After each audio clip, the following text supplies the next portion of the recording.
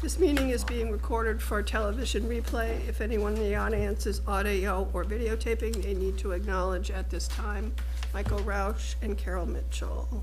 Are there any reserve fund transfers? Not this evening, Madam Chair. Note any excused members. Michelle Ford is excused.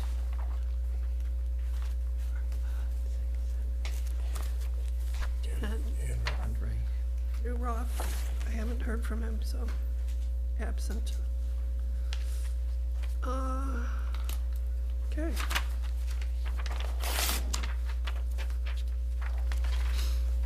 Review and discuss fiscal year 17 budgets. Police Department budget. Tab 5, page 210-35. Chief Woodside, welcome. Do you know everybody here, or would you like us to introduce ourselves? I met everybody, most everybody, I think. So. Yeah, everybody. Good. Okay, good.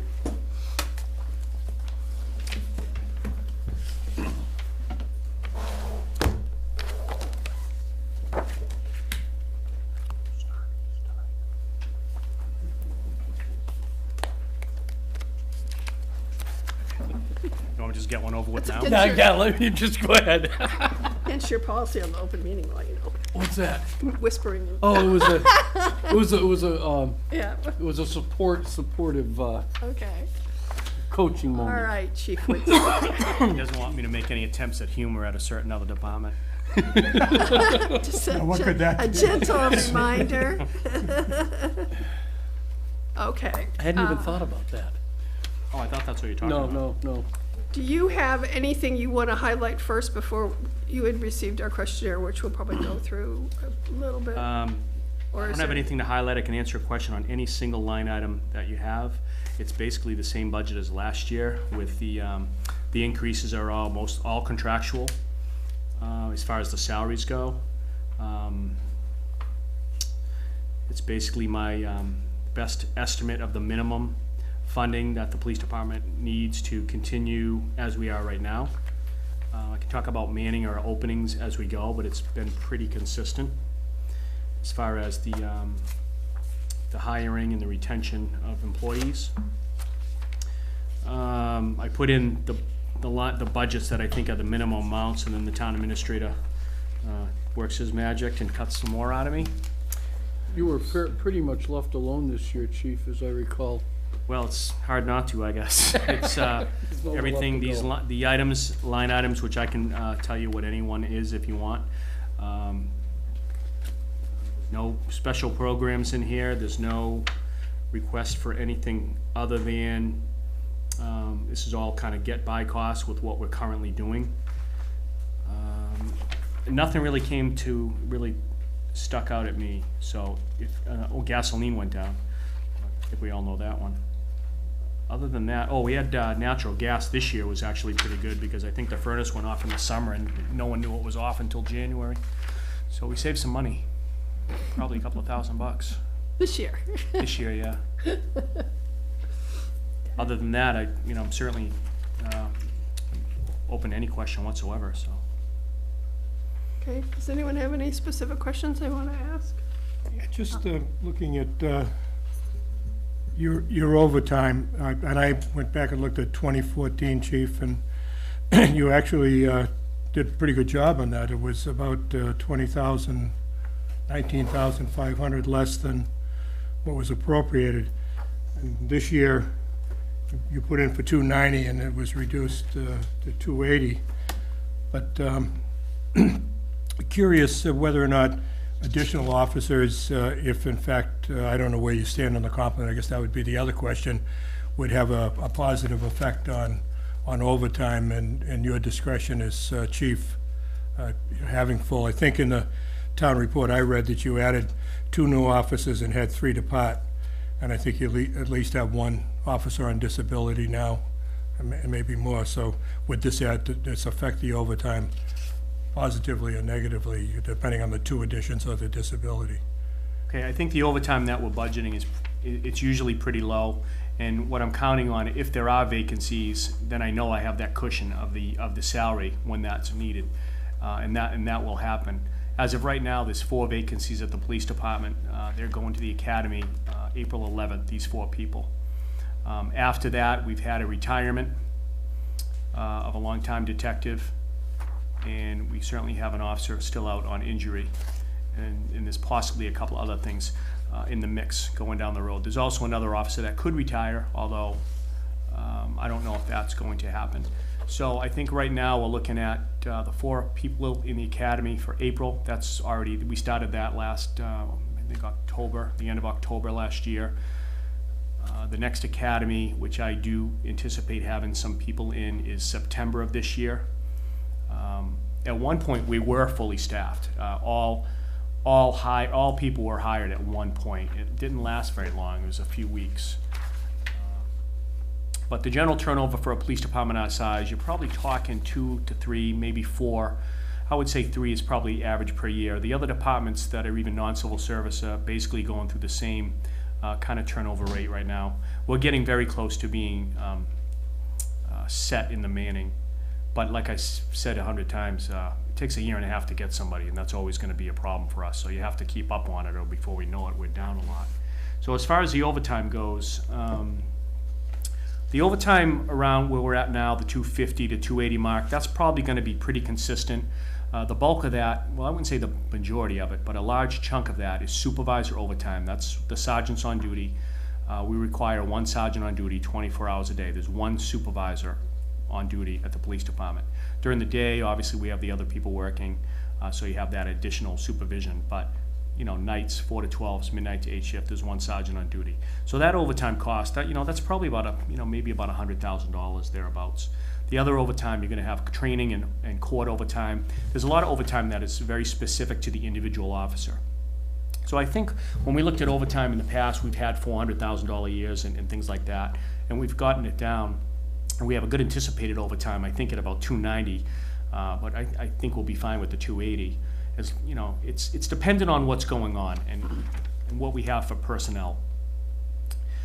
The other thing that goes along with that is assignments. Like right now, we just had a retirement of a longtime veteran detective, and that's going to be a hard person to ever try and. I don't think he'd ever replace that caliber of an officer, but you know, at some point I'm going to have to take someone off patrol and put him in detectives. But we have flexibility on that. You know, we see what's going on, see what the trends are. If it stays kind of quiet right now, you know, we'll probably float that for a while, and that's pretty much true for all assignments at the police department. We've been very flexible in that, and we are continuing to going to be. So the overtime, I break down the last like 3 years of it and all the reasons why, and they're all pretty consistent on the reasons. A lot of it's replacement. There was replacement overtime, sick. Family Medical Leave Act is something that's probably hit all the departments with that requirement on us. But even this year, the year we're in right now, I don't anticipate being on just the overtime item alone. I don't anticipate being under that amount, but I think with the salaries that we have available due to currently the 4 openings, we're going to be totally fine and probably still have a turn back. As of the other day, just on the FY16 overtime, we started with 280. There's 86,000 left, and which is actually pretty solid. But I think we'll probably go above that this year.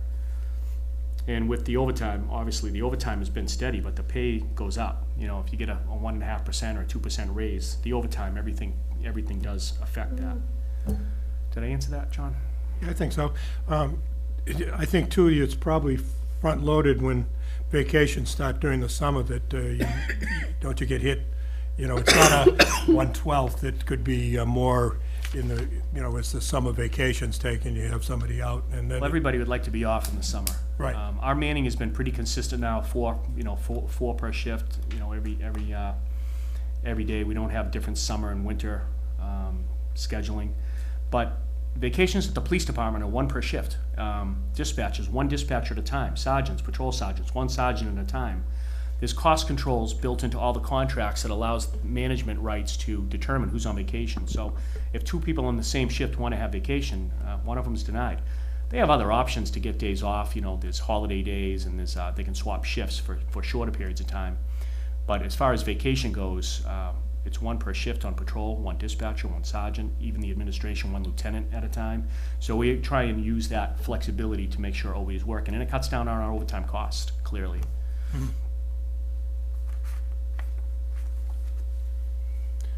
Chair. I think George. George. would- Okay, yeah. Yeah. Chief, the longevity went up. I'm just assuming that would be a grouping of officers that may have hit a certain threshold that triggered that. I mean, it's not huge. I think it's, Yeah, longevity is a contractual item. yeah. I have an addendum on it in here. What number was that one? The line number? 5141. 4-1. 5141. So it's basically everybody, and I have a list, you know, of every employee and who qualifies for it. So I think it's a minimum 10 years of service to qualify for longevity. And that includes like a custodian at the police department. He's got 41 years of service for the town. His longevity amount is $1,000.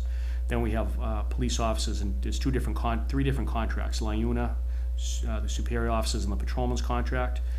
So I would say, and I didn't number it, but we have, it's the employees that have worked for the town over 10 years, which is, you know, a little less than half that qualify for longevity, and that's a contractual item. So what I do is I take every single person that's gonna get longevity in this, I use a calendar year date because it's paid on in the fiscal year. I add that all up, $13,850, which I think is probably the number that's in there. Thank you. And then, you know, back to the overtime, you pretty much answered the, I was figuring most of it would come from police officers, but you said it's mainly from supervisors, or a higher proportion. In other words, The majority is patrolmen, but there's more of them. The supervisors Yeah. is only a short amount, so the overtime, like for supervisor coverage, is different, because you only have one on a shift. A patrolman goes out, you know, you might have one on vacation, you might have another one in training. We're not at overtime yet. Yeah. And somebody calls in sick or something happens, now we're incurring overtime. So allowing to have that, you know, you schedule 6 per shift or whatever it is, you go down to the 4, you're okay, you're not spending money on overtime, which is really where we should be at, so. and now that the Scholar Fest is out, I saw in the paper, you know, as a reminder that that's gone, and a couple of years ago, we had the Canal Centennial. I mean, there's certain events like that that would trigger, Well, the not Scholar- all hands on deck, but it would certainly bring The in. Canal Centennial was an all hands on deck for Yeah. that one particular night. There was, I think, 4 or 5 days where we had to put on increase, and that was out of an overtime account that was set up, dedicated for those events. The Scholar Fest was funded by the Chamber of Commerce, so those were details that were required, that they were required to pay for, so that didn't cost us money. Offset. So, I mean, right now, we don't have anything really big on the horizon. The 100 year of the canal was that was a big event for the town, and it was a lot of planning. It was 2 years of planning for that. But short of, you know, a hurricane or a serious winter storm with a power loss, a significant power loss, you know, those are the kind of things. You could have an event like we had with the shooting last February. Those kind of things will incur over time. So right now, it doesn't look like there's anything on the horizon of a major event status. And then, as far as the the fuel, Tom, I guess this question is both of you. There is a fuel contract that we did not take advantage of, or Only for the marina, only Okay, for gasoline at the marina. The diesel fuel for the marina we kept, it was only gasoline. Okay. Because they bid it for whatever reason this year, they didn't take last year's bid specs, and they bid it out as premium, and we don't need premium. So Okay, that's- we're, yeah, we're okay. we're rebidding that ourselves. All right. So there's really no risk in this, you know, lowering the budget. No, we did lower the budget. Yeah, I know, but there's no risk in it. In other words, because gas prices It could look be like they're risk. starting to head back up. We'll be set from July on, but there certainly could be risk on just staffing and what you have to do and where you gotta go. That is if you sign a bid, or if you don't sign a bid, what's gonna happen with gas prices, because Yeah. I'm looking at it right now, we went from FY 12, 316, 321, 319, 319, now we're at 233, so, you know, who knows what's gonna happen. Yeah, it's at about $1.38 plus tax. for regular gasoline, so, it's not a proportionate reduction, with the price, but it's come down. We always leave a little bit in there in case we have some exceptional things that happen, but that's come down $26,000. Yeah, the other thing in that item, with the gas, is also gas keys, the pump maintenance fees, the compliance Right. testing, and all those kind of things that we have to do, and that can be, that can sometimes be $1,000, $2,000 a year. And then lastly for me is the revenue generation. Do you, what happens to like tickets that get written, and is there any other revenue Well, I mean, opportunities? we're not a revenue generated department, we're not supposed to be, Right. and we're not gonna be. Understood. So there is revenue. You can look at detail administrative fees collected, and that one there is, for every hour the officer works on a detail, there's a 10% administrative fee that the town charges. So just looking at this, FY13 was 42,000, FY14 37,000, FY15 27,000, FY16 to the date of December 19th was 23,000. So just over those three and not even a half years, 130,000 right there. Detail cruiser fees, if a detail requires a cruiser, and just because someone requests one doesn't mean they get one, we charge a fee for that, a $50 fee. I'm looking at the 3.5 year total, that's 32,000, that goes back in. So, when someone says, oh, we have too many police cars, well, a lot of times during the day, there's no cars in the lot. Some at night there's a lot, but if you have detail cars, and there might be one or two during the day or somebody out in training, that cruiser, it's great to have it when you have the hurricane or the major event, that when you need all cars, but at least we're getting some money back on these cruises as well. Parking violations received, I'll probably just give you the 3.5 year total, 47,000. Motor vehicle citations received, 4-year total, 292,000. Firearms licensing fees, 26,000. False alarm billing, 18,000. So I'm just looking at just the things I've talked about right now, report request fees under Mass Public Records Law. I can look at just the 3.5 year total for all the things I'm talking about, 564,000. That goes right into the general fund, so there is revenue, but it's not intended. It's offsetting some of the additional costs too. It is, and you see different training, you certainly see things with like details. You might have a heavy year of a lot of work, or right now we don't. Sandwich has a lot of detail work right now. One's kind of quiet. So it does fluctuate. Parking violations, those have gone down because people are actually buying stickers now. And why that is, because they didn't want the ticket. So we kind of hit that for a couple of years, but it does take a couple of years to really make an impression there. Citation fees, those are always going to be, consistent to what you're doing. Firearms licensing fees, we probably lose money on that one because the amount of time that it takes us to do that it's not worth that money. This is clearly a seriously unfunded mandate that the state puts on us. And the alarm fines have gone down too. So you write people alarm tickets, and pretty soon they're getting their alarms fixed, which is really the goal of the bylaw. So Is that, all of this revenue, does it all go into the general fund, or does some of it come back into the department to get all of that goes to the general fund, all of it. all of it goes? And is it in, where would we see that in? Fines and forfeits, or licenses and must be in, The numbers I'm talking about are the records that we keep at the station. So I don't know how you get it in there at the town level. Yeah, it would vary depending on what it was that he turned in. Yeah. There's departmental revenue, so probably the admin fees and that line item. Yeah. They probably all come in different ways, I would imagine. Question, yes, Bill?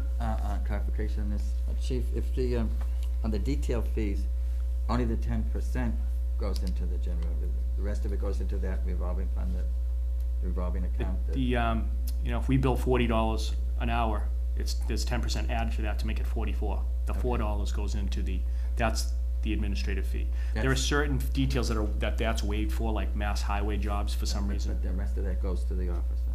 That goes to the officer before tax, yeah. Now, So it's not in your budget, the detail pay is not in your budget? Detail pay has nothing to do with the budget. Okay. It's You interesting. just asked me a question that I've been waiting 3 years for you to ask me. I have a nice chart here and everything, so I'm great I can tell you that stuff. Good job. does go, be part of their, revenue, income for, retirement purposes? What, details? No. No, No? I'm just asking clarification. Not a dime. Pension. Okay. One question. One more, then I'll go to, we'll do one at a time. I want to look at 5142, which is differential pay. For 2016, you appropriated 49,000. You expended 28,000, which was about 20, what? So far. 21, you know, FY16, yes. say that again? Yeah, it says- 49,000, Yeah, that it was appropriated, but you expended only 28,000. that's to date. Still today. Okay. What you're As looking at of is to date. 2/11, Yeah. yeah. We're in FY 16 now. Okay, and that, I'm just double checking that figure because of the issue of where, so the slight increase from 49 to 51 budgeting is only really 2,000 rather than the differential if you looked at one to the other. It looks like $23,000. Yeah, and that's an estimate. clarification more than anything. That's an estimate as well, and that's also contractual, but it covers night shift differential, the officers are working 2 shifts, the 4 to 12 and the midnight to 8 shift. It covers, temporary assignment, when sometimes you have to make an acting lieutenant or an acting chief, when, like if I go away and I'm gonna be out of state. The other one is the field training officers. That's a $25 per shift pay that they get to train the new officers. So that's really one of the reasons this has been heavy for the last few years. Thank you for that clarification. Sure. Can I just, a clarification, and maybe I'm slow, but, so somebody pays you money for a ticket, and you turn it over to the office? If somebody's issued a They record it citation, somewhere, or is it, do we see it at some point? you won't see that. It's outside, it's really outside of this. It's done, controlled by the state. So what happens, what you will see is, you'll see the checks that come back to the town. And that, I don't know how you get that check. That goes directly to the town from the registry. So if somebody gets a ticket for like $100 and they actually paid it, half that money goes to the state. The other Okay. half goes to the town, All and right. it goes through the town. I think they're on a monthly disbursement, and they have an automatic account that they deposit to the town treasurer. We don't monitor that. No, We but get we'd like to things from monitor the. it.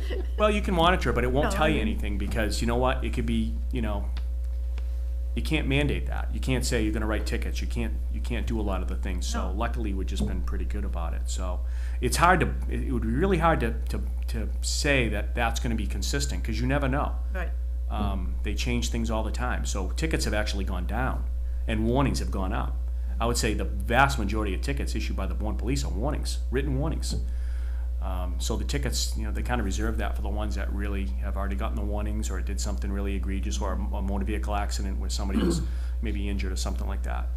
Those kind of would be a false, almost like a red herring, I think, to some degree. Oh, that's a lot of serious, 292,000. Is that our half or the total? What's that? You said motor vehicle violations, and I don't know what the time period was, but you said 292,000. It was 3 over years. 3 years. 3-year 3 period. years. So is that the total amount of tickets, and then we would get half of that? So in FY 13, the town's take was $77,890 complete. In FY 14, it was $100,195. In FY 15, it was $87,790. So that's the town's portion. That's what the town is supposedly getting, over the whole year, whole fiscal year. And FY 16, the year we're currently in, to the date of October 31st, our number shows $26,577. Now, that might even include OUIRS, court fees and fees like that. It's not just motor vehicle Right. citations, it's basically court action. So the total, the 3 and say almost a half year total, not even really, that's not even fair to And say. so, half. you think that comes in that line that's other department revenue? Can I look at your, no, the town meeting book, or the annual report?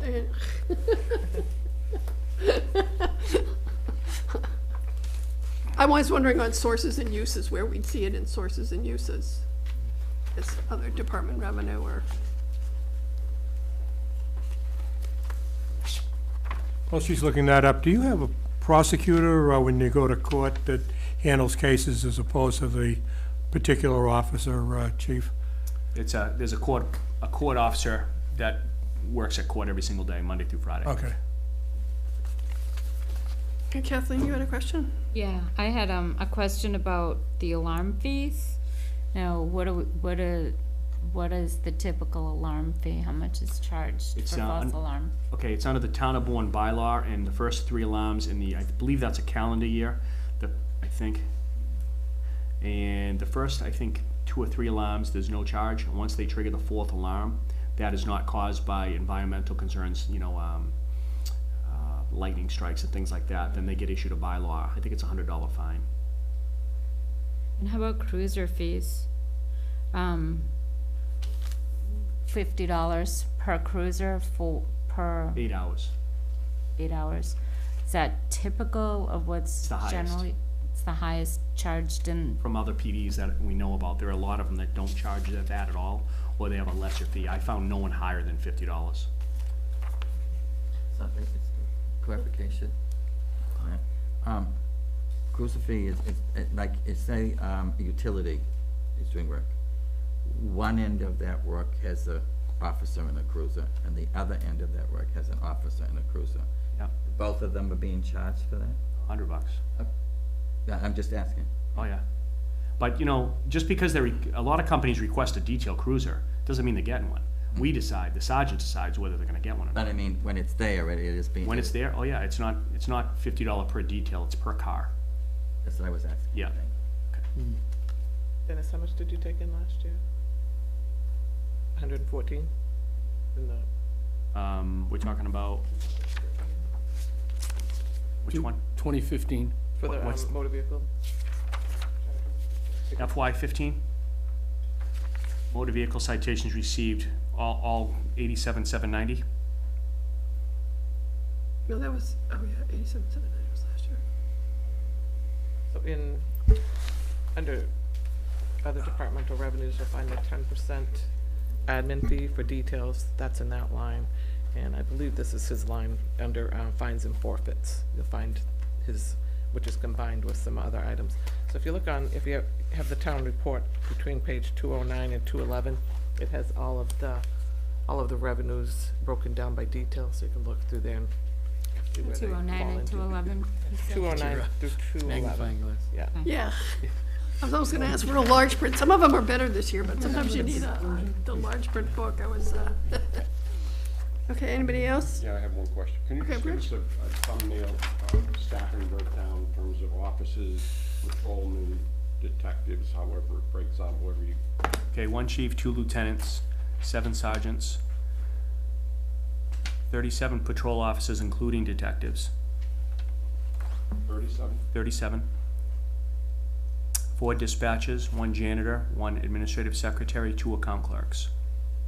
We're dispatchers, wait a minute. What was after that? One custodian, 1 secretary, and 1 account clerk. 2 account clerks. And is that total, that breakout stayed fairly consistent the last several years, or? No.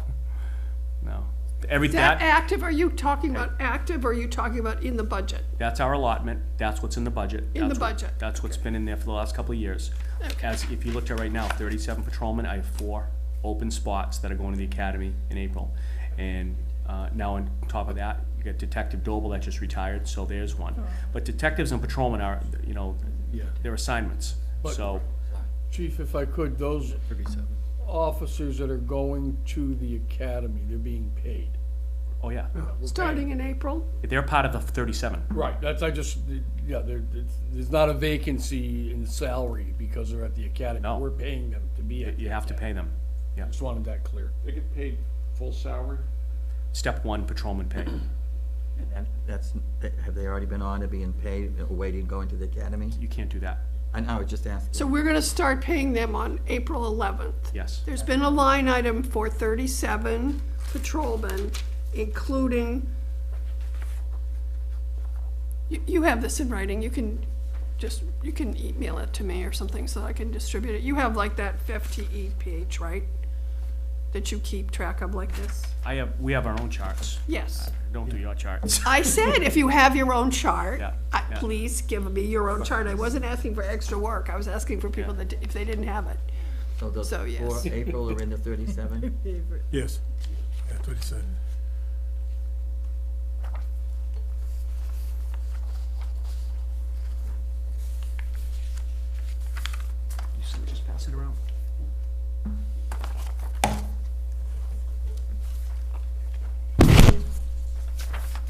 They're all together. I'm sorry, those aren't copies. There's one It's copy one of all thing five. of sorry. everything. Each one is a different year. I didn't know you wanted that, so Okay. that'll give you every year, and you can do what you want with that. Okay, I will scan it and email it. Oh, good. You know, contrast is gonna be brutal. Let's see. Some more pages. It's a They're all, organization chart. So when you have the organization chart and you have the numbers, and all those the- are together. They all gotta Yeah, get, it's They one. are not the same pieces of paper. But what you have in there is the number that are in the budget. Yes, And so now you do have 7 sergeants now, yes, right? And you have 37 patrolmen in the budget, of which there are 33 active now. Because while the lieutenant, or the detective that's leaving is still on the budget because he's not really technically leaving until April, right? right. So in April, it's gonna be, so current, you're at -4, which is 33. Minus 4 right now. And then in April, you're gonna go minus another one down to 32. That's Then right. you're gonna add +4, so you'll be at 36. Right, and the 4 that are going to the academy, we won't see them on patrol until maybe February 2017. So didn't we have, how many patrolmen came on, finished the academy in August, was it? I Yeah. don't even think I could possibly try and keep track of it like that, but I know Okay. what you're trying to do. What it is the numbers are set from the 2008 override, which set that number at 37. We Okay. finally got there and had everybody hired. Since the time we had some hired, as they leave, one of them had a problem in the academy, a medical situation. Another one, I think, broke a leg in the academy. Those 2 are out. Now we have another one that transfers and goes to the environmental police. We have another officer that has a baby and decides not to return to work as a police officer. Those are the 4 that we're replacing on April 11th. In September, we'll have one replacing Detective Doble, who just retired. And there's, a couple other things going on that could increase that number, which reasonably I expect that to increase to some degree. So you're operating basically while those officers are in the academy, you're operating with 32 officers. Right. And, until they get cleared, which takes that long time. Right. There was, we had people in the academy last year, and around the time of the overtime, they were, sworn in as officers, but they're still not on their own. I Right. mean, they're still under Right. training for a quick period of time after that. That's what I'm getting at. Were they at the April Academy too? Is that? I don't know. So, The dates of the academy aren't consistent every year. Okay. They're always when they're available. well, this was, Out of your salary line item this year, any retirement,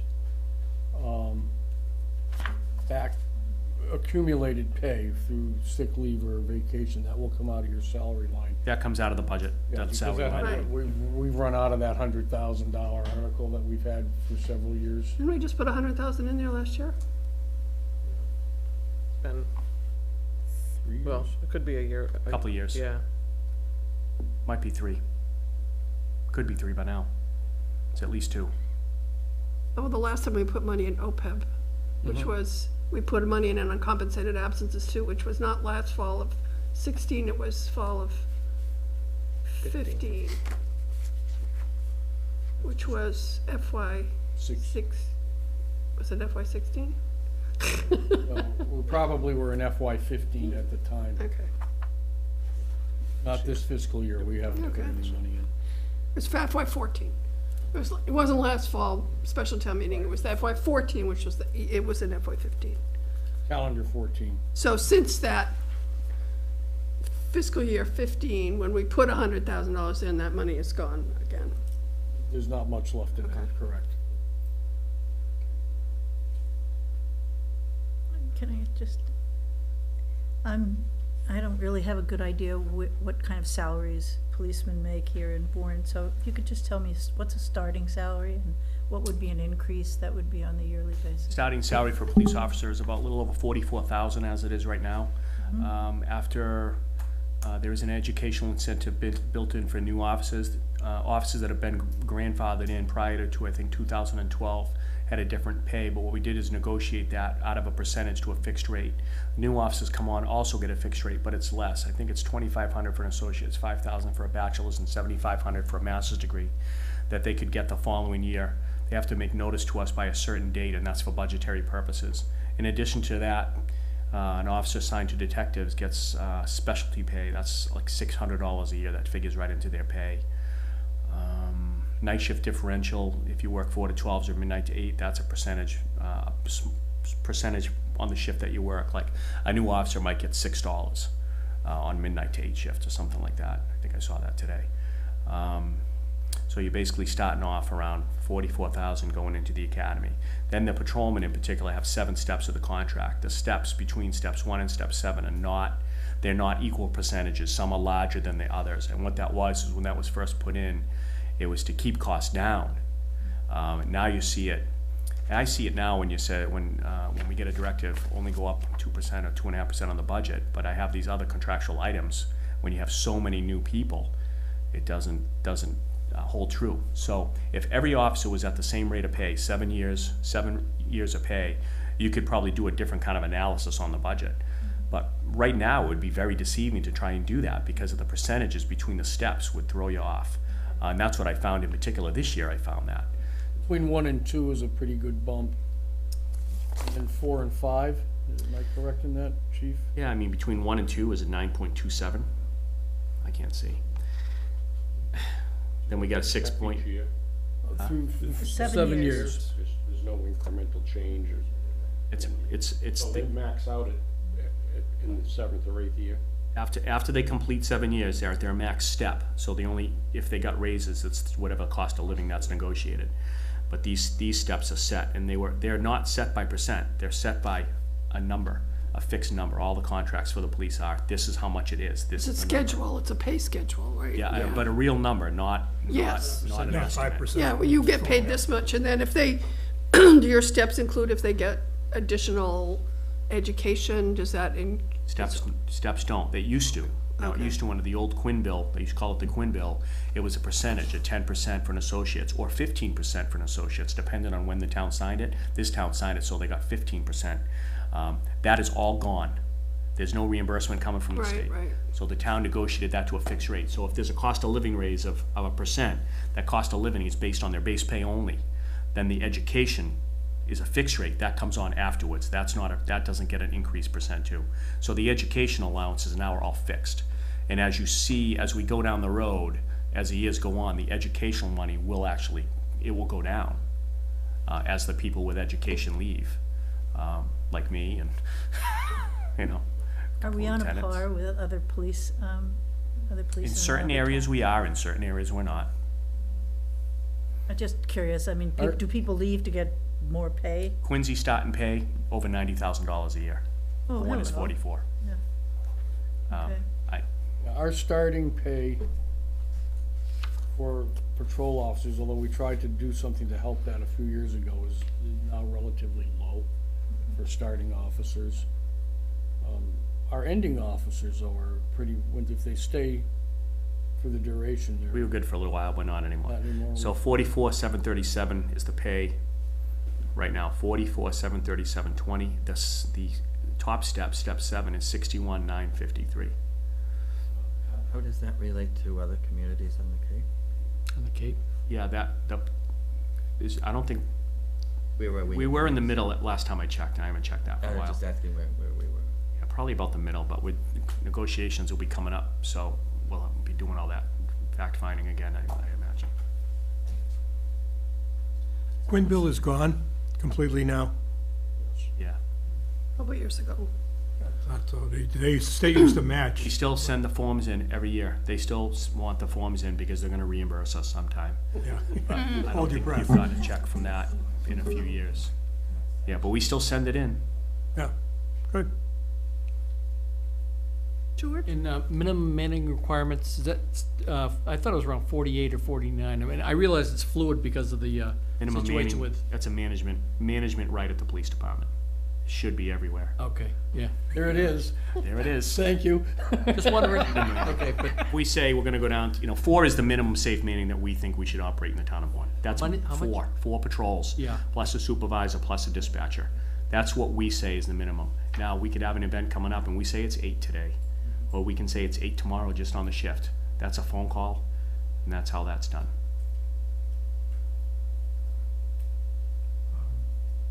If I was a new officer and I wanted to increase my pay through overtime, is there a limit or what do I do? Well, detail is different than overtime. So the way you get overtime, when it becomes available, they'll call the list. It's a regular call list. They'll call you and say, we have a shift open. Do you want this shift? And you can say yes. The other opportunities, you could, hopefully you'd be a very productive police officer and you'd get a lot of court time. That's how I'd like to spend your overtime. But we monitor that as well. Are there a lot of double shifts? They do double shifts in a different way, like they'll swap shifts. They'll take a swap, they'll work a double one day and take another day off, things like that. Oh, all right. They have a couple of different options to get time off, and swap shifts is one.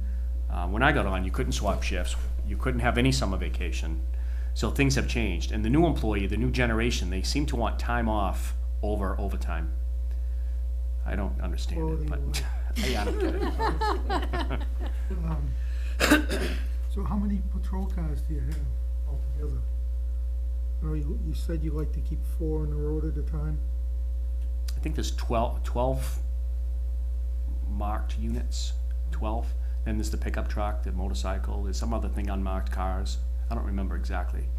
23 total vehicles maybe for the department, rings a bell. Do they bring them home? No. There's a couple, there are take home, myself, one of the lieutenants, the 2 detectives, K-9. That's it for take home. We have a Boston police car in our, Yeah, that's a nice privilege, huh? yeah, in our neighborhood. Yeah, that's a With his K-9. doggy, That's a K-9, yeah, K-9. K-9, you have to, they have to have the car, so How was our K-9? he's doing great. You have one? Yeah. He never comes to visit, so we wouldn't know. He's an exceptionally trained narcotics protection dog. Everywhere he Not made goes to be to friendly. do demonstrations and training, they comment of how good this dog is. And we got him from a pound in Quincy.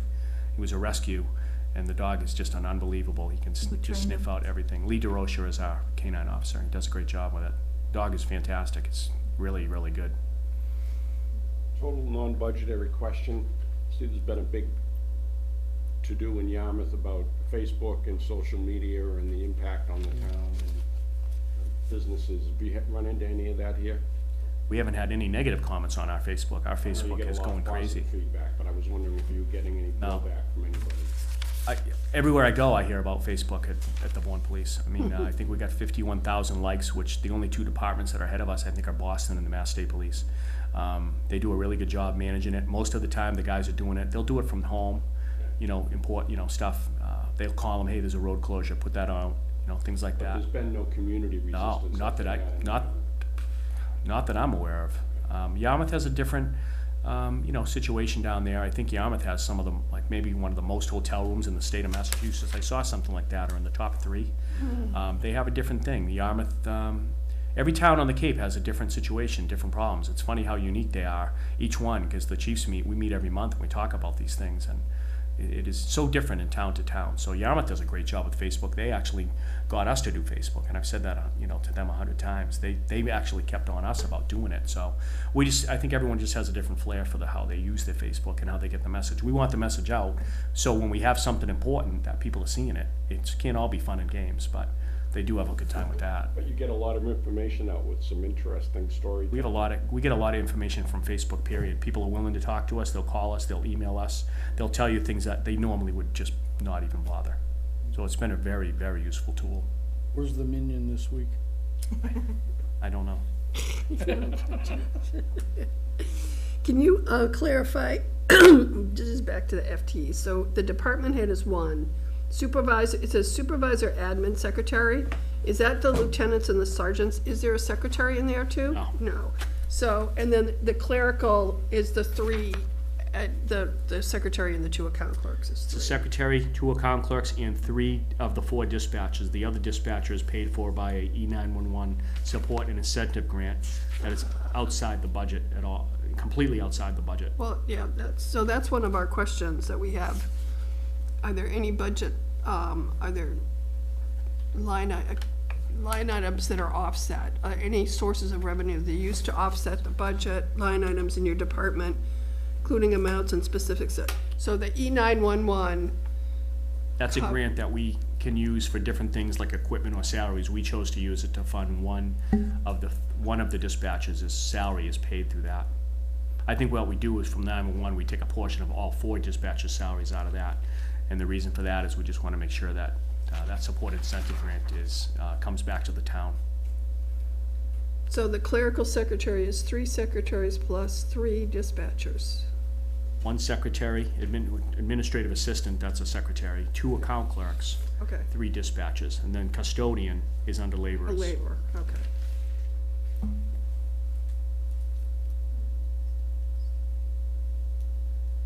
Sometimes it's hard to figure out who's in which line item, so that's helpful.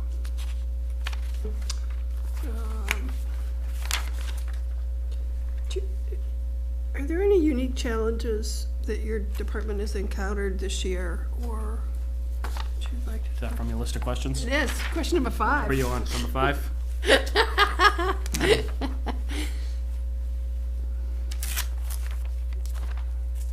And do you expect any unique challenges in the coming year? I could read it to you, but I'm not gonna, I didn't type this, so. The police station is that's the problem. Yeah, are there any capital projects? That was another question that would help your. Like I said, I didn't do this questions. It's Police station. Pretty well written, but.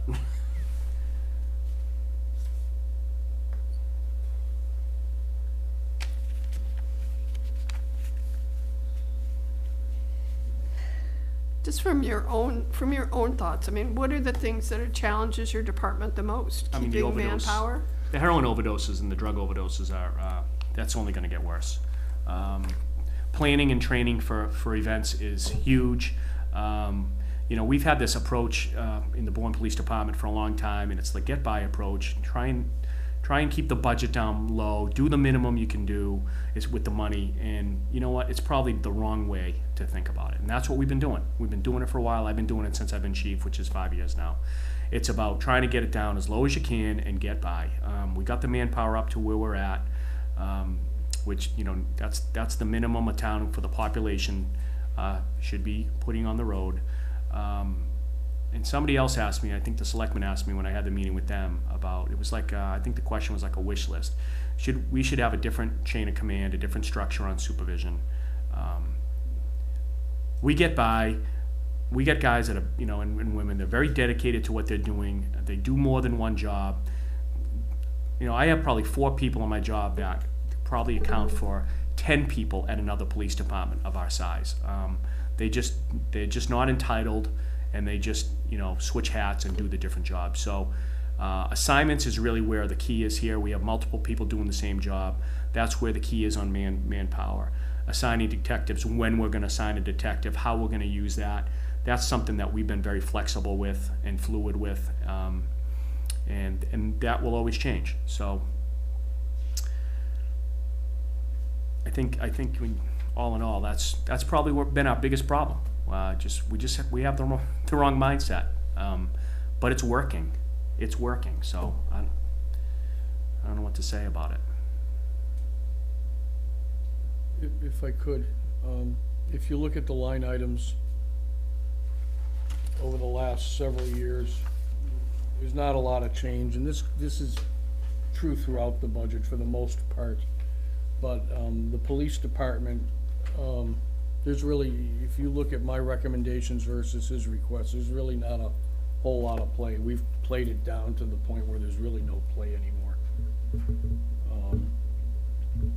He's got it down to a minimum. He manages his money probably the best of many of the departments. He does a really good job managing his funds, and if there's a blip on the screen, I'm the first one to know it, and it's appreciated because we know where we're at any time during the course of a year. When'd you get those? CVS. My good ones are in the briefcase. I don't want to get up. Chair, Madam Chair. Yes, Bill? You said you've answered the questions, that you have information on that questionnaire? I have some sample answers that were prepared for me. You're not getting them. That's fine. I said they didn't have to be submitted in writing. I saw It them was for the more first time today. Yeah, Yeah, okay. No, the only reason because we had gotten some before, and I was just wondering. yeah, we had, Well, it was to the discretion of the department head whether they wanted to provide it in writing. And I think Chief Woodside is I understand. open and upfront, and I think we get a sense of his department and what they're trying to do. Is there any other questions for the chief? Are there any goals or accomplishments that your department has recently achieved that you would like to share with us? What number was that one? Number 3. You know, the one thing with the heroin and we have the Narcan, is something that we're kind of proud of, along with, I think, most police departments in the state. We're getting to these rescue calls really fast. We're putting Narcan. I actually am carrying it in my briefcase now as well. So I know we've saved a lot of people from dying from the overdose. And that's just one thing that we can do. There's obviously a lot more that has to be done with the overdose problem. And you know, like one of the things we've said here for years is drug use and things like that. It's really, a lot of crimes are fueled by it, whether it's alcoholism or drug use. So many people we arrest are engaged in drugs, or they're on drugs, or they're domestic. This one's drunk, this one's on drugs. So obviously this is an area that we're gonna be dealing with for a long time. So the Narcan was probably a small piece of the puzzle, but we've seen some great results from that. B&Es too, the breaking and enterings and the car breaks have gone down significantly. So pretty happy about that. I mean, springtime comes, we usually get a lot of B&Es from summer houses and whatnot. You know, the people come down after being away for the They find it broken into. yeah. But that was one of the things, like one of the things I talked about was arrest numbers and this is what I call the selected crime statistics, and these are arrests. 2010, 325, 2011, 463, 2012, 572, 2013, 639. Then it starts going down, 2014, 559, 2015, 544. I mean, that tells us stuff, and we're not even arresting for marijuana anymore, which used to be, you know, a pretty big arrest. You know, breaking and entering larcenies, you know, 2013, 725, 2015, 365. So we have some great stats that are backing up. And then we have the other ones that go the other way, narcotics overdoses, 12, 10, 34, 74, 72. So when we look at some of just these selected things alone, it tells us a story. B&Es are down, drug overdoses are up, arrests are stabilizing. Calls for service continue to go up. We're 22,000 calls for service 2015. 2011, 18,700. And those are calls. So motor vehicle accidents investigated pretty steady, 419 to 459 right in there. Do you think the 4-cruiser plan, like having 4 cruisers on the road, helps I think having, visibility and with some of the... there's no question that the visibility, because even if you have 4 different days, you have 5. So you can do different things, and they're visible, and we have them in visible places. We don't want them in the back road. Even if they're doing a report, we want them in public view doing a report. The canine, the drug canine, it's motivating to the officers. We have a lot of new young officers. They're motivated when they're younger. That sounds bad, huh?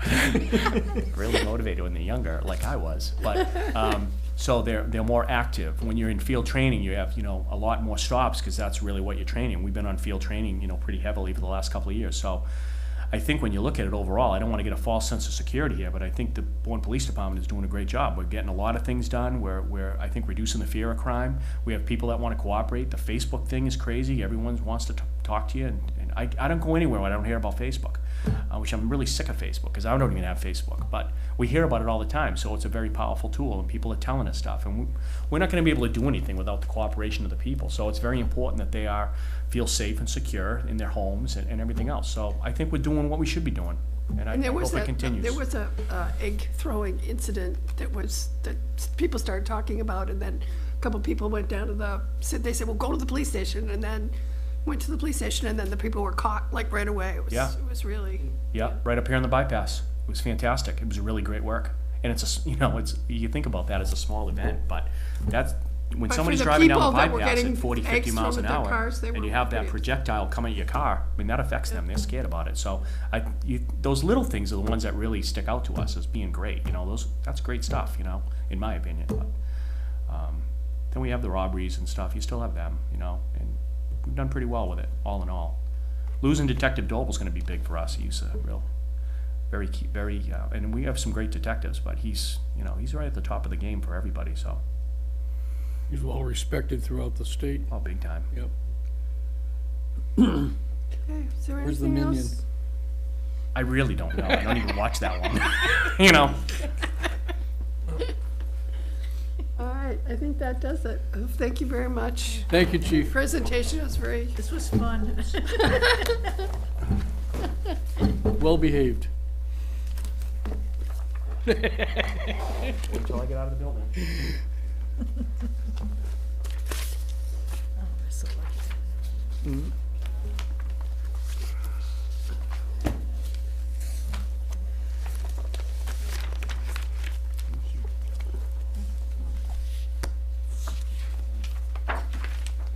okay, next item on the agenda is Finance Department Budget, which is tab 4, page 130-8. There's 3 things.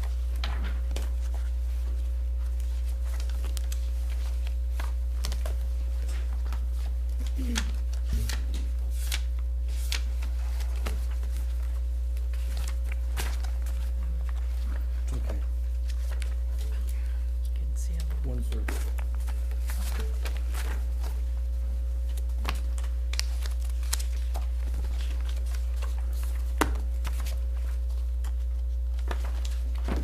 Thanks, Dad. You're welcome.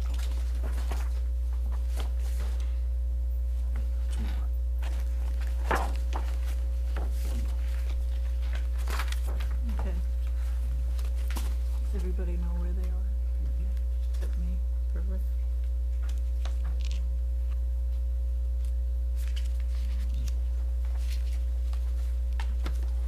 Okay, and then you want to start? Want to start with anything that seems to have changed drastically? It's not in my department, other than that we have one new item, which is the payroll service of $60,000. We are, Wow, what was that? That was my paper, hitting the microphone. we are currently in the process of Oh, doing the transition. We're switching over to ADP. We're leaving our current software provider, which is SoftWrite. We're leaving that module and we're going over to ADP. We're in the test phases of it right now, and we had hoped to be up and running by March 1st. That is nowhere near happening just yet because there's a lot involved with the payroll and the different codes and stuff. So we're still in the, we won't go live until we have a chance to run it for a few weeks. So, but coming FY17, we'll be totally on board with ADP. The reason why we switched was our software company, which used to be SoftWrite, is now Excella. They sold, SoftWrite sold to Excella. It's been probably about a year now, and they have been unable to help us out with any of the new reporting requirements with the Affordable Care Act. So they were we had to hire an outside contractor to help us with that this year, and their contractor that they recommended was, the cost of that was almost as much as we were paying SoftWrite. So we made the decision that it would be better to switch to a different company, and this ADP offered a lot more as far as their time and attendance is, will allow each employee to be able to go into they'll have their own portal that they can go into, check everything. It'll be done, more on a weekly basis, where right now everything is done. We get the information from all the departments in, and we have to key them in, and then we have to hand out paper copies of time and attendance, whereas now they'll be able to log in and get all that information on their own. I believe that, two of the departments are gonna start using, the time, cards more. They had them with, I forgot what that name of that company is, but I believe only iSwim is currently using that right now. So the DPW no longer uses them, but they'll all, if they want to, they can be on with the time cards. Chronos. Can I ask Chronos, a that's question? A question? So are different departments that do payroll, I mean, like the fire department does their own payroll and then they bring it over to the town hall, or the police department, are they gonna be able to go in and enter the payroll right directly on the ADP system? Yes, and they do that right now with our software. They enter right in, they don't, Okay. yeah, they key it in and then, they just bring us like the cover sheet of what they keyed. Okay. We still have to tie it out to balance. When you switched, Linda, to ADP from this other company, where did that come off then? Is this an increase of $60,000 total? Yes, Okay. that's just So the it's, ADP. it's net of, Well, yes, I took that, we were, Where was the? It- where it's was it? actually in, IT's department right now, M215. but, The data processing $41,000 line in FY16. Is it 5215? that's the new one. That's the new one. Yeah, we're talking Yeah, about that where is- she took it out. Yeah, so, should be a decrease somewhere. well, you would think that there would be a decrease, but of course, they've raised their costs considerably going forward, so, and the payroll module actually is only about 10,000, was it 10,000 out of that? So, you won't see as much as you would think on the decrease So on for the side. the soft, right? You're saying Calling it software, it's Excel now. Excel, so Excel payroll module was 10,000. That part of it was 10,000 for the year. So we're yeah. going minus 10,000. Is that on this services data processing or on something else? Is this in 5305? Yes, it will be in there. He's got to move, out of line repairs and maintenance machine contract where he has 45,000. 20 of that needs to come out of there and go down to the data processing. He's got it in the wrong line. What's the line item in that again? 53? So it's a 5,200 purchase of services, which is on page 130-10, right? Is that data processing? Data processing. All right, so the R&M machine repair contract data, which was 45,000. And this year, it says request 45,000, so that's, It's gonna be 20. We're gonna move 20 out of there down to the data processing. so the data processing's gonna stay at 41,000? Right now, it says 20. Yeah.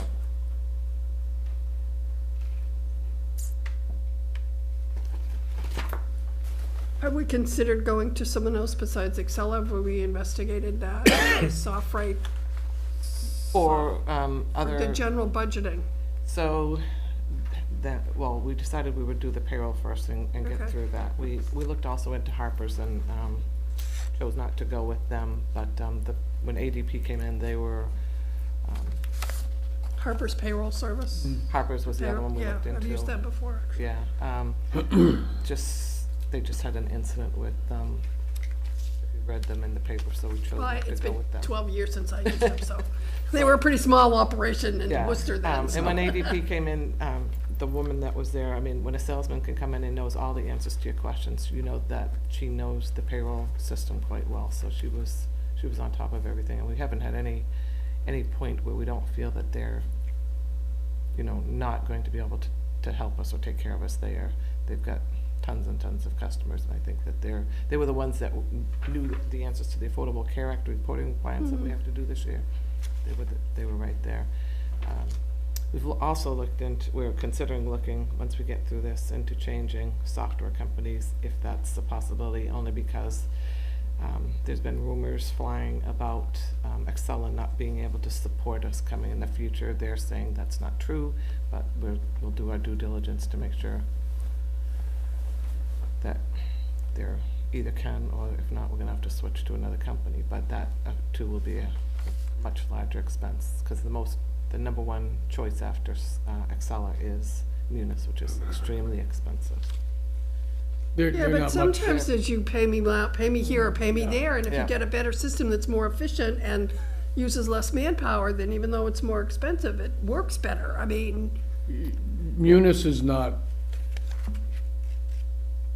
I think it can do more, it just, we had, what has It's- kept yeah. us with, used to be Software, Excella, is that their customer service was amazing as far as like, if we had a problem, they would be back to us in 5 minutes, no more. Whereas Munis, everybody would say it could take you a few days before you ever heard back. So I mean, if you're in the middle of processing something and you don't hear back from somebody for a few days, you could be in deep trouble. But they've, for what we've gained in that part, we've lost in our report, what we can do with reports, and that's been a huge problem with them. And they've continually said that they were going to come up with new updates, and I think with the sale now, I'm not really sure where that's going to go, and so. well, it could get better or it could get worse. Yeah, yeah. So you have to kind We of, don't want to be to a point where all of a sudden it's not supported at all, and then we have no software, so.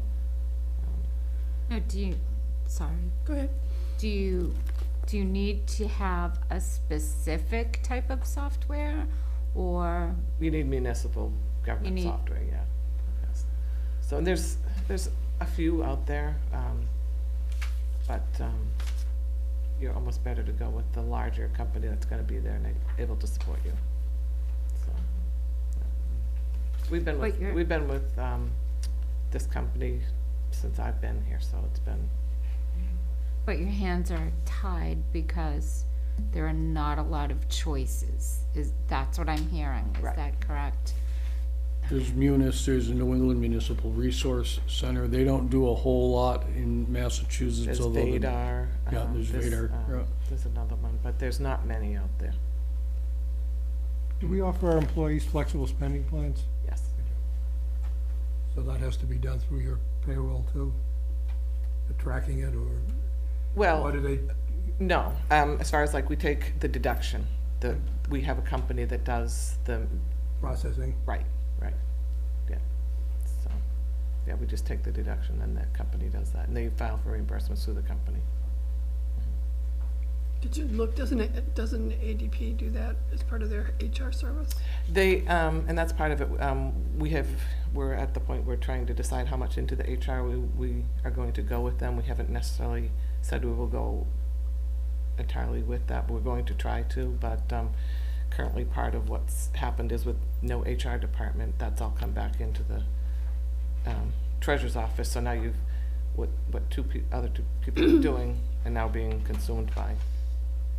So ADP is going to do running the actual payroll and do the reporting for the Affordable Care Act. Are they gonna do anything else for me? And are they filing all your quarterlies? They will, and- they can file they will file all of our quarterlies.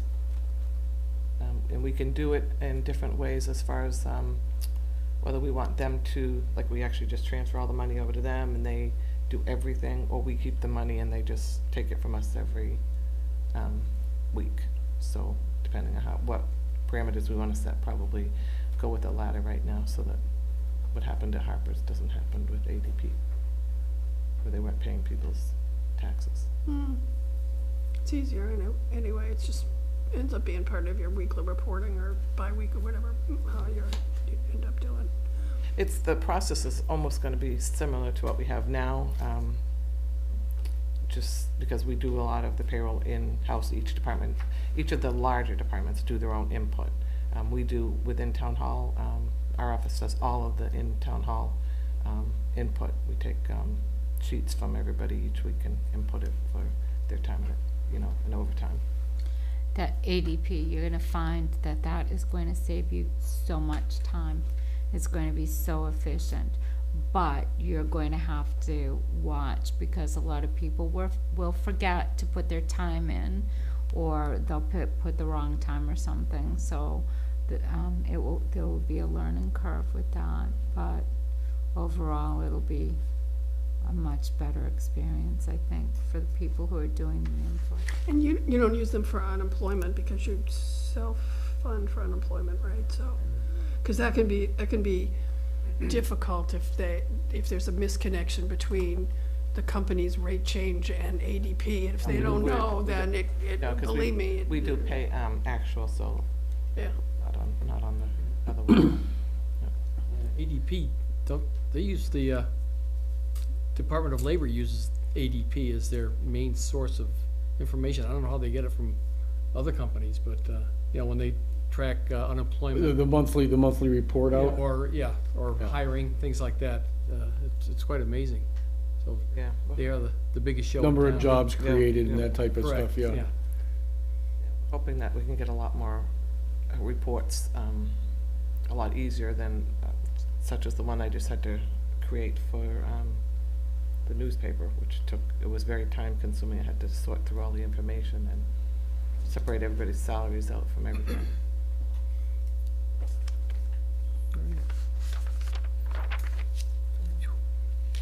Yeah, and one thing that's, I know from experience though too, that you have to make sure you have to look at the reports to make sure that however you set up things by division or department is the way that they'll accurately run reports, because if they run them by division and you'd need the reports by department, you gotta We have- set them up that way, or it's, There's- it's all. They're conference calling with us probably every other day, just to get, different information, different departments, make sure they're linking through the general Right, ledger. because sometimes if you have a person in one division, they'll always be in that division, if they work in another department, and it can be, Yeah. I mean, we have the school department who may have, a teacher, she's linked to different schools, and it's just making sure that all these linking goes through. We have a lot of different, people's longevity is, attached into their overtime rate, which that's probably not something that you would catch on the main, an average employer would never see that, so we have to make sure that links, and there's just a lot of information that has to be done to make sure that it's caught and goes through right. Question? yes, Rich? On page 130-9, line item 5113, salaries, clerical and secretary. Looks like you got a 20,000 bump in that area. Is that more personnel or just, And are we in the treasurer's line? Treasurer, so, yeah, Okay, 51. so that is because of the layoffs that just happened, in October. We lost one of the lower paid employees that was in, the collector's office. She was bumped by a much senior person from another office, so hence the salary for her is a lot more expensive than the girl who was bumped. the silent costs of Layoffs, saving money, huh? yeah. Plus training. That's where that came from. So everybody else has got the same. So, yeah, so can we go through the FTEs? So in finance, let's start at the beginning. So there's- Finance, they have, under the department heads is one FTE, right? Yes. Then clerical, secretary, finance, how many FTEs in that line? Oh, that is, two full-time FTEs. That is my, assistant town accountant and an account clerk. Do you have an org chart? I do, but I didn't bring it. I All right, will well, if you I can can email it to me, then I'll send it to everybody. So then the next is, assessors, so there's three total in the finance, 3 full-time. in the finance department. Yeah, then in the assessors department, how many total in the assessors department? There are 4. 4 full, this year, there's 4 full-time equivalents in the assessor's office. 1 department head. There's an assistant, assessor that's full-time this year for the first time. And, a data collector, and then a account clerk. And that's under the, So the supervisor administration is the assistant and clerical secretary is 2. So there's 1 line for supervisor administration, and then there's 1 for clerical secretary. So that would be 1, 1, and then 2. correct. And that's up from last year because that person was hired this year or last summer? Was that assistant assessor hired last summer, around August or something. so- That one line item you're talking, Yeah, he was, when was he hired? We had we pulled a full-time in, he took over from, So in that, Janet. so that changed last year. We lost a clerk, but we increased the hours from the assistant assessor from 25 to 35. so I set like a template of like how many people you have, can you like fill that out so that we can track that, like who was there and where they are now? I mean, we're just trying to start having a history of where people were and what day. That's also part of the succession plan that we're working on. Okay, and then the assessors, no, it's expenses, so then So, yeah, so data she, process, is that this, it says treasurer, or my treasurer line, treasurer. The treasurer's on 139-9. So you have one department head, and within the salaries clerical, there's an assistant treasurer collector, and 3 account clerks. 139-9. it says treasurer collector, it's in About the two-thirds second down. little bunch from the bottom. So there's different departments that each have their own little salary line. This is a page from my thingamajigger here.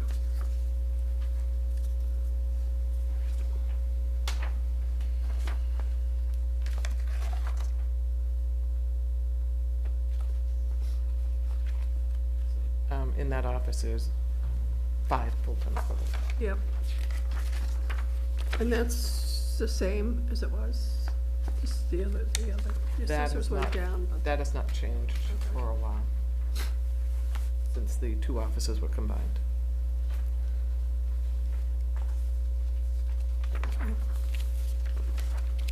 And there were 3 in the collector side before the combination.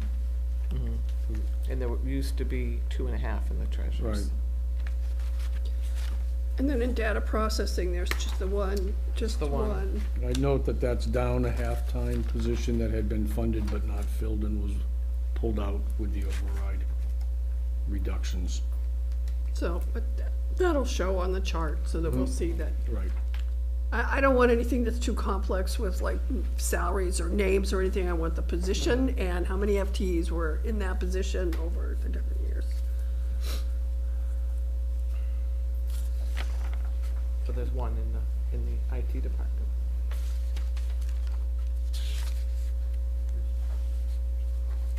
And I just want to note for the record that 1 full-time IT professional to manage a town of this size is not sufficient.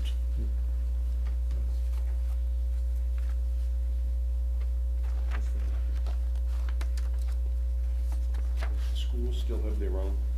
Steve, yeah, and Steve actually acts as Steve Lamarche is it? kind of like the IT. They have a couple of techs, and then Steve acts as their network administrator and a few other things, so.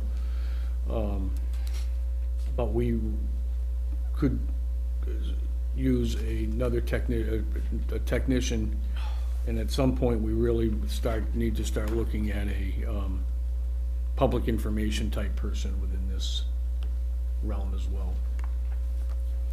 He prints all of the bills too, so that's one of his job duties. Not his favorite job. Not his favorite. Oh, the IT guy? Yeah, Yeah. We print all of our bills in-house. We send them out to be stuffed and folded, but we do print all of our own bills. we've tried to taking it out too. Except for the first excise, I Yeah. should say, the first excise is done by our deputy collector. The huge excise commitment, Right, right. so. Are there any other budget questions? Finance? Are there any sources of revenue that offset any line items in finance? The only thing that we take it, well, I mean, collections takes in all the collections, but they, we did raise the demand fees and the MLC fees, I think it was 2 years years ago, to try and make sure we maintained our staff, because I think at that time they were trying to cut it as well. So that was in order to keep the, There's no sources of revenue that offset, like. no, we do not, we do not have have. the E911 we don't that have does the we have no- dispatcher, you no have grants, nothing that's no. offset. Everything, everyone that works in the finance department is paid for out of the budget. Correct. There's no other.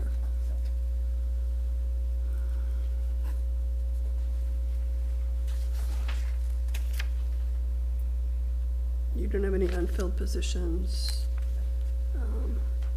Do you have any challenges that the department has encountered in fiscal year 16, other than like the payroll changeover? Or There's a lot of, along with the payroll, is a lot of the reporting requirements with the new Affordable Care Act, so that's making sure that we have been on top of that.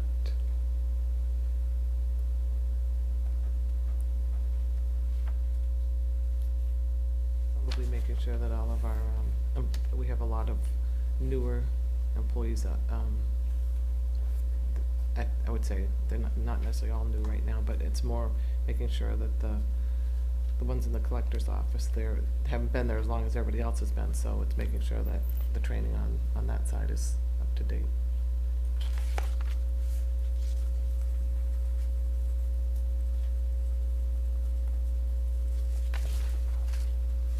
is there any possibilities for generating revenue or savings that you could see? Anything that we could do to be doing it, the finance better? For generating revenues, Or even savings efficiencies, you know? Hopefully the ADP system. that's what we're hoping, and then possibly looking, at switching, if we end up switching the regular software, Mhm. that might. Starting to look at the idea of more centralized purchasing as well. That may take some time. But we're looking, we don't have a real formalized purchase order system. That's something we're starting to look at as well. This year, we did initiate, January 1st, that anybody that wanted to buy anything over $10,000 had to fill out a purchase order. And as we get evolved, they will do it through the software. It's this Excel system. They'll go online and fill it out and ask for approval and do that. So far, I've only had DNR. 9,999. It's like the square foot, yeah, just like, but it is our hope, however, at least my hope, and what Linda and I have more discussion to do on that, is to bring that number down from 10,000 to a different number, so we have, Yeah. I was even thinking less than that, but yeah, because For purchase orders? Mm. Oh, no. it's $200. 10 is good. Yeah, so, but those are the types of things we're looking to do, and we're able to George? train staff for that. Just wonder if it's worth doing a study as far as, eventual cost savings through IT. I mean, I know you've kind of rolled your eyes when you're talking about it because of the, the frustration you're probably feeling. In other words, I think it seems to be disjointed because you're so minimally staffed there. And there could be some cost savings eventually by, either beefing up that staff a little bit and making town hall run a little bit more efficiently. And it's really no good unless you really can quantify it somehow. Because if you just sell, it's gonna be nicer. That doesn't get it. Well, part of what we use right now is one of the girls in the collector's office. She's my backup IT person for anything on the web or helping people out who can't, are having trouble figuring something out because she's just that good. And so we turn to her a lot of times if Hans is busy and we need to get something done. So. We had, can I give an example? When we were turning on the DPW electronically, I mean, there were hiccups in the system, and Hans had to be up at the DPW. I think he was up there constantly for like 2 weeks. And when that happens, if something happens at the fire department, police department has some pretty good tech people there, but when something, if so it's simple, printer goes down, or the connectivity goes down from one department to another, or the internet goes down, or whatever the case may be. We don't have anyone else that, you know, we have to pull Hans off of what he's doing to go somewhere else, and that, from an efficiency in getting things running smoothly perspective, it's just too much for one person to be able to do. Well, did we ever implement a backup plan? I mean, we had this whole problem before when we were We have a- supposedly hiring an assistant that was then we were gonna look into a backup plan, and We have a person in DNR who can help. We have the person in finance that can help, but they're not, you know, if our computer system goes down, the gentleman in DNR can go in and he can generally play with the buttons, so to speak, to get it up and running again. But if we have multiple problems during the course of a day, and that happens, the town I mean, doesn't have we the do staff. have, we do have a company that is on call, that, you know, I have the phone numbers, I can call them and they'll come down and help us out, but that's for more the Backbone. yeah, the hardware and all that. But if somebody, if Hans is out for a week or anything on vacation and somebody's can't get their printer running, I have nobody, so. I'm Or if little a bit- software I'm- update I doesn't mean, work on your computer. I'm a little bit concerned about having a department head, an IT person that's head of the IT department, who makes a substantial salary being printing bills. I mean, that, And well, and he's, I won't say he's head of the IT department, he's He's the a only manager. IT well, it's under department, I IT know. department. He's the only head IT department, involved. because, But, you know, it is, you know, these are the kind of efficiencies where you want a person who's printing bills to be paid as a person who's printing bills, and you want a person who's running IT and paid as a person to be running IT to be running IT. So these are and these were all, things where these were saving things money that. can't, you yeah. know, These cutting are- positions means you end Well, up. the manager that used to be there, who was paid, much higher salary, that was what that one person did too. So it's been one of This these, is what happens when you're shorthanded. Everybody's looking for a Everybody does little extra help here yeah, and there. yeah. And not that Hans has made I don't mean to put that on Hans, but when you're running as lean as many departments are, mistakes happen too. You know, or things are rushed. We've gone to, the girl that's, up front that I have helping out. She, has helped him to create, well, she's actually doing it, creating a book, that will be there in event that somebody else needs to take that position, how-to, so. yeah. Yeah, How to that's- print, Manual. when, an average time of when bills are due out, whether it be motor vehicle moorings, you know, sewer bills, what's the timing of it, and when, you know, when do they usually due, so that there will be something there should somebody step in. So, Any other finance department questions before, the next item is the shared cost, non-electricity, so. To move Not into prepared that. to do that tonight. We'll make well, not- 8:30, but we'll I can definitely go make it. through part of it, not as Yeah. detailed, yeah.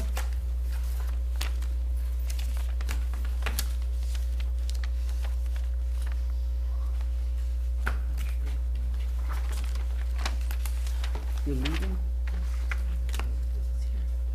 Sure. Thanks for the note on John today. Always appreciated.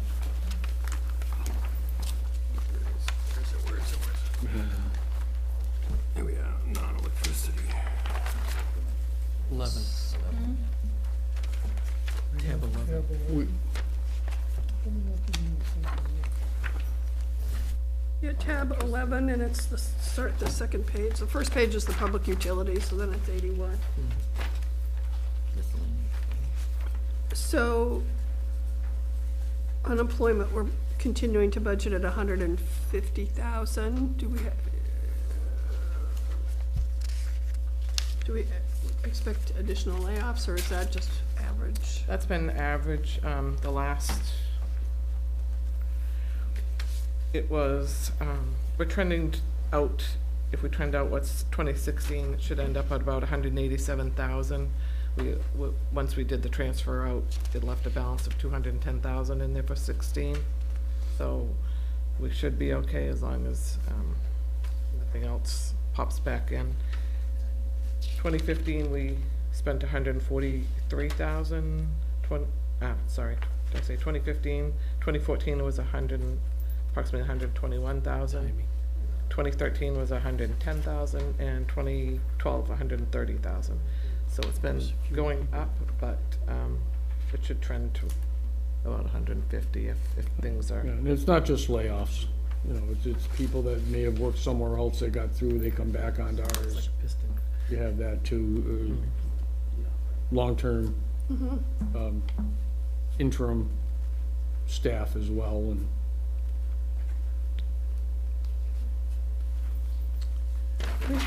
When you have, once you get the ADP system, would we be able to see shared costs like FICA and group insurance and county retirement by category? In other words, so we could say, I don't know, think that will have, police- I don't think that will have anything to do with that.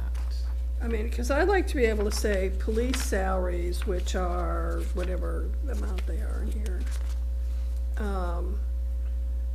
Police department salaries in 2017 is $4,008,692. I'd like to see what are the benefits that are go with that salary amount, and fire department the same. So not by departments, but by, you know, public safety. We have a total that it's a public safety total, and then there's a human resources salaries total. How many is human resources?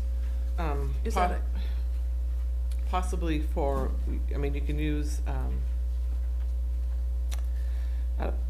unemployment's just random as far as Well, unemployment, I'm not so, collecting. I'm I mean, thinking more about FICA the things that are really tied as benefits, which is FICA, group insurance, county retirement, state retirement, Iona pension. Those are the benefits, and then retired teachers. FICA you could, and group insurance would be hard, you'd have to go through. You just would wanna see it in a total amount by a department. Not by department, by, by division, like Like public well, safety. you know, like sources and uses. You have, I mean, Yeah. because this is the way you, and this is the way you can compare it. You've got, It would be, I mean, you could do You've it got to, administrative service salaries, public safety salaries, public works salaries, health and human service salaries, culture and recreation salaries. So it's not really by department, it's by that division thing. So you have those salaries, and then if you had, and Bourne School Department, and then if you had the benefits, because the benefit costs, I mean, one of the things that came out in the override is that there's, you know, the benefit costs are 35% of salaries, and, you know, I think some towns actually put it into the departments. I don't think I really want to do that, but I would like to be able to kind of look at an overall, just reality of the, Yeah, there'd certainly be some benefit, because anybody that does any hiring, when we get back into that mode, if we ever will, you know, there is a hidden cost attributable to every new person we put on staff, and it should be, you know, brought to the attention of the hiring department, but that's one way to do it. It's like punishing somebody for hiring somebody, but it's, but it it's a does- real cost. I Yeah, mean, it's- and it's if real you cost, only yeah. count the cost of you know, if you only count the salary cost, then you're missing a big part of it. Yeah, I don't know if there's a good way to prorate that total shared cost portion and then filter it back out, just as like a memo, kind of line item to the department. Yeah, I mean, it's not, we don't have an And there's answer no for way it to tonight, do but it perfectly, but, because it's I know this a moving target, especially when you look at the health insurance, because it's whatever plan that person that's right, chooses. that's right. Nobody should, you shouldn't consider whether somebody's got a full family or, you know, living by themselves or whatever. which is why I think by doing it by the divisions is more to the general trend as opposed to the individual. I mean, we don't want to do it by individual department because we have a lot of one-person departments, so you you know, could do that's it not, That's that's not not fair. good. Yeah, you get But a to big have, skewed to figure. have an idea for health and human services, this is what we're paying for benefits associated with these salaries. I think. And it's all, Might take a while to get Yeah, to the and point it's of all- figuring out how to do it. it's I all don't- good estimates, because you will have people in any department that are They may have one of those qualifying events where they change from one thing to another, Yeah. or, Yeah, well, you know. yeah, but I mean, it's not like to go down to the nickel on it. Yeah. It's to have, and it's a budgeted amount. I mean, there's amount sort of budgeted, I would imagine, for, And then again, MJ, you've got retired people in their health insurance bill. And gee, if I retired from the fire department, should I be charged to that department? Or where should I be charged to? There's a whole bunch Right. of issues there. I mean, if it were really difficult to do that, you could do it by retired. Her bill just lists the Yeah. names, the way I understand it. We had enough trouble a year ago when we were trying to separate retired versus active people. I mean, yeah. Do they pay a different amount for health for retirees versus full-time if they get? If you're under 65 and retired, no. Once you hit 65, you go to Medicare. And there's I don't know what the cost differential is on that, and then there's a Medics. MedX. Thank you. The town has medics. Yes. That's a retiree over 65. Does the town pay part of the Part B as well? Or do they do the Part B on their own? No. Some towns do pay part of the Part B for retirees. Well, I don't know if you see retirees. So you get Medicare Part A, which you are entitled to at Regular Medicare, 65. right. Then you get Part B, which if you're new this year, is like $109. But you get it like, then I think it just went up too. And then if you have MedX, that's on top of it. And then if you have a prescription drug plan, that's on top of that. Pay the medics. Is it like a Medicare Advantage plan? That's just the name of the, Blue Cross, isn't it? Yeah. Yeah. Blue Cross, yeah. But it is MedX, okay. Yeah.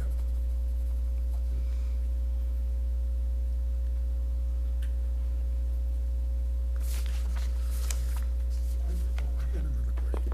I was Brian. concerned about the unemployment, where you're going down in your estimate, but yet we were talking about laying off a bunch of people with the override cuts and so forth. How is that worked together? I think the trend right now is, the last bill that came in. Actually, it was only December.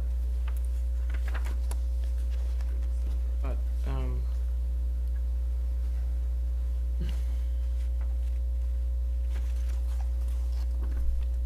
I don't think in the end result that it'll be that much higher, no.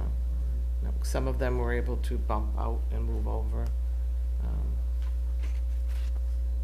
Then there's been, yeah, Then a couple of the positions we just didn't, we held on to as long as we could, but they were funded and not filled, and then we just didn't fill them, so that's, What's the total town's payroll? Is it somewhere in the low 30s, as far as millions annual? total, I'm gonna say it's like 30 million, it's in Yeah. the town report, Yeah. 33 I should million. have, I'm just Yeah, factoring in this, that includes. Social Security, which is actually Medicare only. It's, Yeah. we don't pay any. It's only the even 1.45%. any indirect social security, it's strictly We FICA, have- FICA but we- It's just the Medicare, FICA. which is about 1.45. Is it still- 1.45%. yeah, all right, good, that makes sense. Everybody that is a part-time employee that is not eligible for retirement goes onto the town's deferred compensation plan 457. Instead of social security, we used to do social security, but we do not do that anymore. Yeah. wish you did.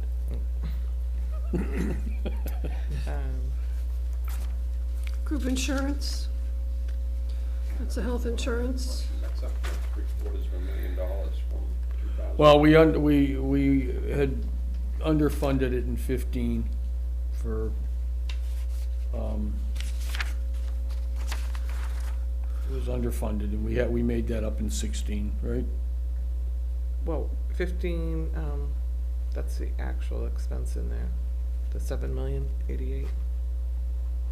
Which one? Right, but we made a transfer. So he's looking from 71 Oh, I'm to sorry. 77. Yeah. It's up 262,000, Yes. 3.5%. That budget is what we, base our so-called premium charge that we take out of, that we match the employees' share, 25% share, that we then transfer over to the trust fund. So this year, I think the percent that's in there is 4%, and we're not at the point that this is done yet. We're not at the point where we can We have discuss not like this. set the So it's not so-called done, premium this is rate that we Right. will be using for July estimate. 1st. So this is an estimate. We are, the selectmen publicly last Tuesday evening voted to accept sections 21 through 23 of chapter 32B, which allows for various plan design options and the GIC as an option, and we have to set up various negotiating committees under the law, and we're moving forward with that now. That was a public vote? It was.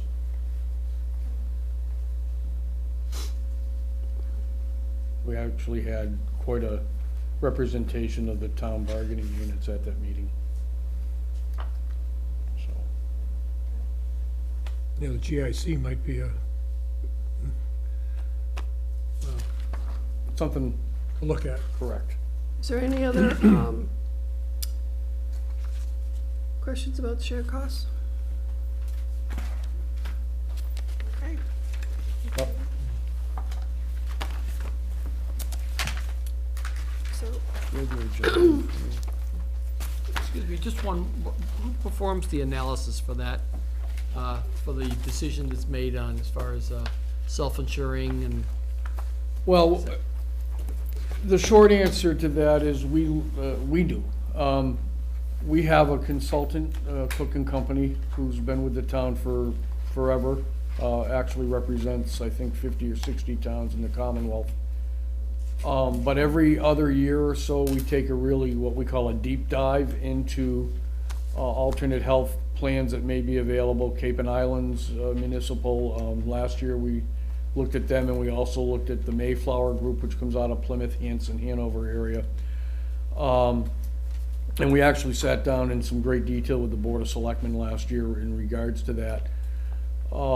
It was determined last year that due to the buy-in cost, that wasn't going to be, at least apparently to us, amortized over a period of time, was almost 3 times the amount of what we call our IBNR, incurred but not reported yet.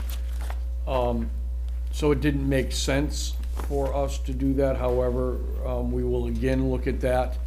We're not doing a deep dive on it this year. We're looking at this other option through Cook & Company and through the Board of Selectmen. And we will probably look toward another deep dive next year, and by adopting the sections 21 through 23 of 32B, it makes us more, many of the other towns have done that on Cape, so it's gonna make us being able to look at the Cape and Island, the Cape Municipal Group, again, is probably something advantageous to do a review on. As the ACA comes on and the reporting comes on, it's becoming more complex.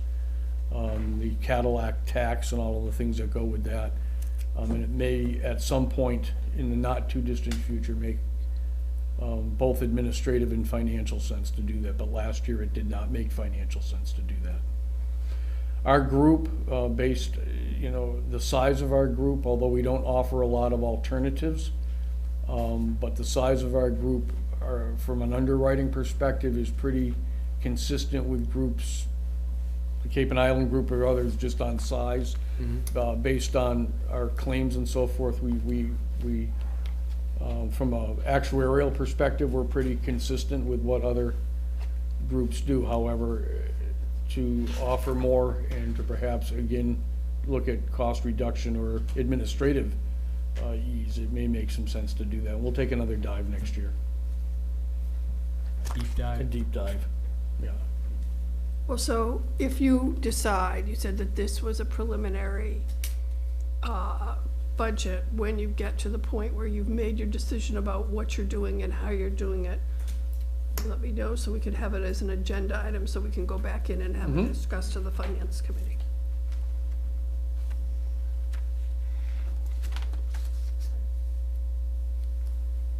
Okay, is that it on share costs? Okay, next agenda item is minutes of previous meetings. We had a series of minutes that were provided to us for January 27th, February 4th, and February 16th. Some of them we've had for a while, I think, and some of them we just got, so, you know, if people have had a chance to read them.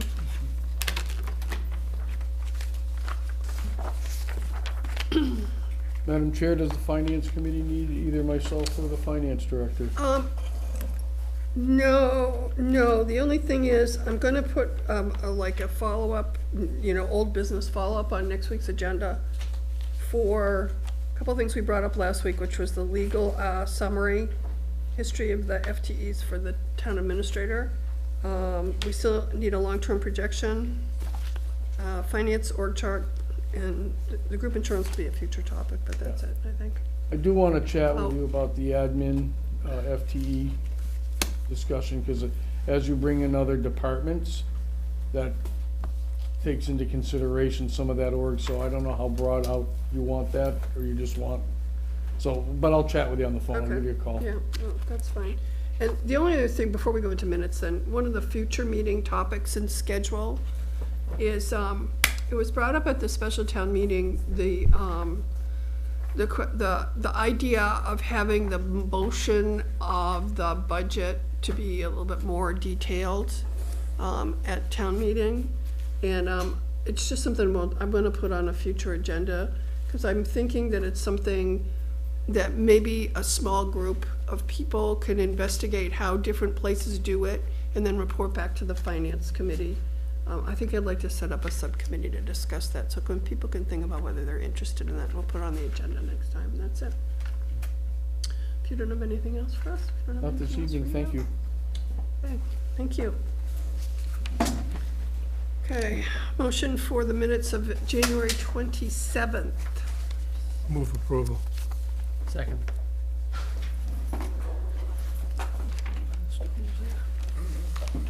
You were there. Any discussion? All in favor? Aye. Aye. Opposed, abstaining? You did. Yes. You and Karen. Yeah, so we'll make it 8:02. What about the meeting of February 4th? Move approval.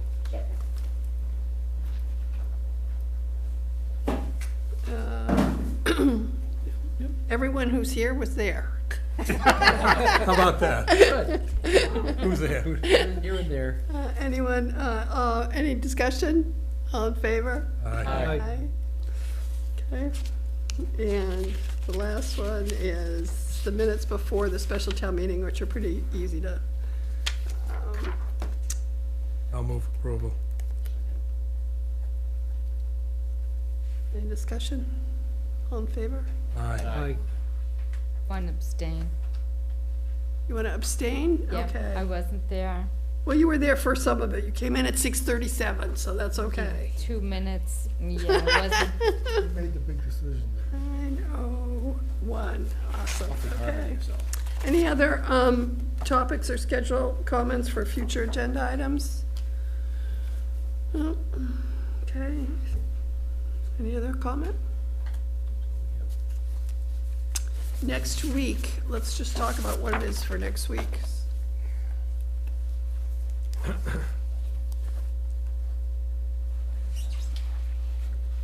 That's the week after. February 29th, Library, Recreation, Council on Aging, Health Department. Okay? If you have any particular questions for any of those departments that you'd like me to send to them in advance, if you can try to get them to me by Wednesday, I'll send them to them. Other than that, we'll just go through our little questionnaire. Okay. That's it. Motion to adjourn. So moved. Second. All in favor? Aye. Aye. Awesome, thank you very much. Before 9, after 8:30. Yeah, that was pretty good. Yeah.